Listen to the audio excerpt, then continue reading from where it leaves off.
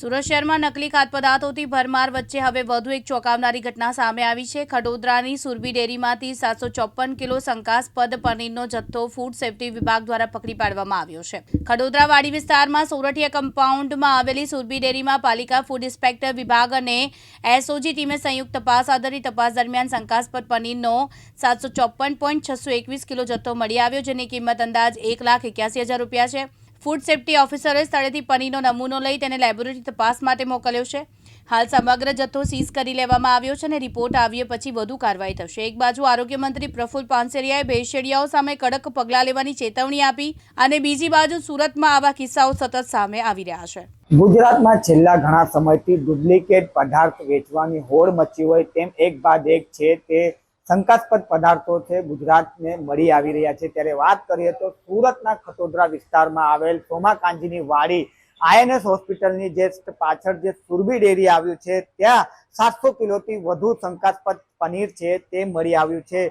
સીધા દ્રશ્યો અમે બતાવીશું। જે પ્રમાણે નવનિર્મિત જે આરોગ્ય મંત્રી છે પ્રફુલભાઈ પાનસેરિયા તેમના આદેશ બાદ છે ક્યાંક ને ક્યાંક આરોગ્ય વિભાગ અને એસઓજી પોલીસ છે તે દોડતી થઈ છે અને તેમના સંયુક્ત ઓપરેશન બાદ છે સુરત એસઓજી પોલીસ અને જે આરોગ્ય વિભાગના જે અધિકારીઓ દ્વારા છે તે શંકાસ્પદ જે પનીર છે તે ઝડપી પાડવામાં આવ્યા છે। સીધા આપ દ્રશ્યો જોઈ શકો છો કે આ સુરભી ડેરીનું જે કોલ્ડ સ્ટોરેજ છે ત્યાં શંકાસ્પદ પનીર છે તે મૂકવામાં આવ્યું હોવાનું જે બાતમી છે તે મળ્યું હતું અને તે દરમિયાન છે તે સંયુક્ત જે એસઓજી પોલીસ છે અને આરોગ્ય વિભાગની ટીમ દ્વારા છે તે શંકાસ્પદ પનીરના જે કોલ્ડ સ્ટોરેજ છે ત્યાં આવી હતી ને ત્યારબાદ તે તમામ જે 700 કિલોથી જે વધુ જે પનીર છે તેના સેમ્પલ લેવામાં આવ્યા છે અને આપ જોઈ શકો છો કે આ પ્રમાણેના જે પનીર છે તે અહીં મૂકવામાં આવતું હતું અને તેનું છે તે સુરત શહેરમાં અલગ અલગ વિસ્તારોમાં તેનું વેચાણ તે કરવામાં આવતું હતું।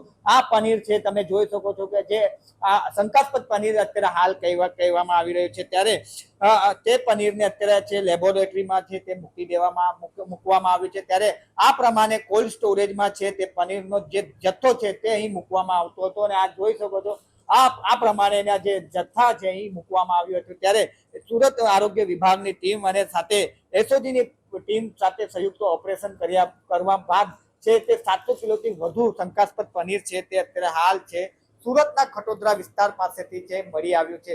વાત કરીએ તો પનીર શંકાસ્પદ જથ્થો હોવાનું જણાતા માલિક શૈલેષ છગનભાઈ પટેલ પાસેથી પનીરનો નમૂનો લઈ તપાસ માટે લેબોરેટરીમાં મોકલવામાં આવ્યા છે, જેનો પુષ્ટિકરણ રિપોર્ટ આવ્યા બાદ જ તેની જાણ થશે। પરંતુ ફૂડ સેફ્ટી એક્ટ મુજબ 2006 અને તેના નીતિ આગળ વધુમાં આ 75.4 કિલો પનીરનો જથ્થો મળી આવ્યો હતો અને તેની અંદાજિત કિંમત 1.81 લાખ રૂપિયા છે તે જણાઈ આવ્યું છે। આ જથ્થો ફૂડ વિભાગ દ્વારા સીઝ કરવામાં આવ્યો છે। લેબોરેટરી ખાતે તપાસ અર્થે મોકલવામાં સેમ્પલમાં કોઈ પ્રકારની ગડબડી ન થાય, ભેળસેળ જણાશે તો આખરી કાર્યવાહી કરવામાં આવશે। આ જોઈ શકો છો આ પ્રમાણે જે કોલ્ડ સ્ટોરેજ અહીં આવ્યું છે ખટોદરા વિસ્તારની અંદર ત્યાં આ પ્રમાણેનું જે પનીર છે શંકાસ્પદ અત્યારે હાલ જણાઈ આવ્યું છે। પરંતુ એસઓજી પોલીસ અને આરોગ્ય વિભાગની ટીમ દ્વારા છે તમામ જે પનીરનો જે 700 કિલોથી વધુનો જે પનીરનો જથ્થો છે તેને અત્યારે હાલ સીઝ કરવામાં આવ્યો છે અને તમામ જે પનીરનો જથ્થો છે તેને અત્યારે હાલ લેબોરેટરી ખાતે છે તે મોકલી દેવામાં આવે છે। એટલે કે જે પ્રમાણે ગુજરાતભરમાં જે ડુપ્લિકેટ વસ્તુનું વેચાણની જે હોડ મચી છે ત્યારે આ નવનિર્મિત આરોગ્ય જે મંત્રી છે પ્રફુલભાઈ પાનસેરિયા દ્વારા છે તે આદેશ આપવામાં આવ્યા છે અને ત્યાં આદેશ અનુસાર છે આરોગ્ય વિભાગની ટીમ અને એસઓજી પોલીસની ટીમ સાથે સંયુક્ત ઓપરેશન કરી જે ખટોદરા વિસ્તારની અંદર સોમા કાંજીની વાડી પાસે આઈએનએસ હોસ્પિટલની જસ્ટ પાછળ જે સુરભી ડેરી આવી છે ત્યાં 700 કિલોથી વધુ છે શંકાસ્પદ પનીર છે તે મળી આવ્યું છે। ખાણીપીણીના શોખીનો એવા સુરતીઓ હવે પનીર ખાતા પહેલા ચેતી જજો, કારણ કે સુરત શહેરમાં હવે ડુપ્લિકેટ પનીર છે તે મળી રહ્યું છે। આપણી સાથે એસઓજી પોલીસના ડીસીપી નકુમ સાહેબ છે, આપણે એમની સાથે વાત કરીશું। જી સર, આપના દ્વારા ખટોદરા પોલીસ સ્ટેશન વિસ્તારમાં કાંજીની વાડીની પાછળ જે દરોડા પાડવામાં આવ્યા છે, આ કેટલું પનીર છે ત્યાં શંકાસ્પદ પનીર મળી આવ્યું છે? સુરભી ડેરી છે એના યુનિટ છે એની અંદર ટોટલ 755 કિલોગ્રામ પનીર મળી આવ્યું। ત્યારબાદ એનું ઓલપાડ સાયણ ખાતે પણ એક યુનિટ છે ત્યાં ચેક કરતા 200 કિલોગ્રામ વધુ પનીર મળી આવ્યું। પનીર બનાવવા માટે જે એસિડ છે 7 લીટર મળી આવ્યું અને શંકાસ્પદ જે તેલ છે 90 લીટર મળી આવ્યું. આમ ટોટલ 3,02,000નો મુદ્દામાલ જપ્ત કરવામાં આવેલો છે.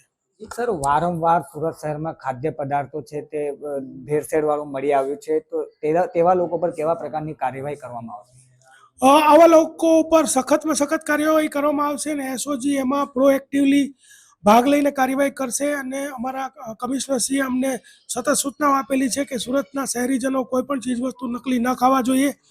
એટલે ઘી હોય, પનીર હોય કે બીજી કોઈ પણ ચીજવસ્તુ હોય, જે કોઈ પણ નકલી મળશે એના ઉપર એસઓજી સતત કાર્યવાહી કરશે. જી સર, કેવા પ્રકારની કાર્યવાહી કરવામાં આવશે? કેમ કે વારંવાર એ ભેળસેળ વાળા પકડાય છે અને પછી એમ જ આસાનીથી છૂટી જાય છે. આ લોકો પર ગંભીરમાં ગંભીર કલમ લગાડવામાં આવશે અને તે લોકોને જામીન ન મળે એવું સતત પ્રયત્ન કરવામાં આવશે. અને આગળ જતા વધુ ગુનાઓ દાખલ થશે તો એ લોકોની પાસાની કાર્યવાહી પણ કરવામાં આવશે. જી સર, આરોગ્ય માટે કેટલું હાનિકારક કહેવાય? કેમ કે આ ડુપ્લિકેટ પદાર્થ ખાવાથી ઘણી ગંભીર બીમારીઓનો ભોગ પણ બનતા હોય છે લોકો. આરોગ્ય માટે ખૂબ હાનિકારક છે. એનાથી પાચન તંત્રના રોગો, એનાથી ચામડીના રોગો, શરીર પર ખંજવાળ આવવાના રોગો તથા જો વધુમાં વધુ આવું નકલી સતત આરોગ્યમાં આવે તો કેન્સર થવાની પણ શક્યતાઓ રહેલી છે. જી સર, મહત્વની વાત કહેવાય જ્યારે આરોગ્ય વિભાગ અને જે એસઓજી પોલીસ દ્વારા જે સીઝ કરવામાં આવે છે ભેળસેળવાળી વસ્તુ, એનો રિપોર્ટ છે કેટલા દિવસમાં આવી જાય છે અને ત્યારબાદ કેવા પ્રકારની કાર્યવાહી કરવામાં આવે છે? નોર્મલ કોર્સમાં એનો રિપોર્ટ જે છે 10 થી 14 દિવસમાં આવતો હોય છે, પરંતુ અમે એ લોકો સાથે સંકલન કર્યું છે કે એનો રિપોર્ટ 3 થી 4 દિવસમાં જ આવી જાય અને 4 દિવસમાં આવતા એના ઉપર સખતમાં સખત કાર્યવાહી થઈ જાય. જે પ્રમાણે વાત કરવામાં આવે, આરોગ્ય જે મંત્રી છે તેમના દ્વારા આદેશો આપવામાં આવ્યા હતા, ત્યારબાદ છે આરોગ્ય વિભાગની ટીમ અને એસઓજી પોલીસની ટીમ દ્વારા સંયુક્ત ઓપરેશન પાર પાડી ખટોદરા વિસ્તારમાં આવેલ સોમા કાંજીની વાડીની પાછળ જે સુરભી ડેરી છે તેના ત્યાં જે ડુપ્લિકેટ પનીર છે તે મળી આવ્યું છે. અને ત્યારબાદ હવે આરોગ્ય વિભાગ અને એસઓજી પોલીસ દ્વારા જે સુરભી ડેરીના સંચાલકો પર કેવા પ્રકારની કાર્યવાહી કરે તે હવે જોવું રહ્યું. કેમેરામેન અબુ મિર્ઝા સાથે મુકેશ ગોરવ, દિવ્યાંગ ન્યૂઝ, સુરત.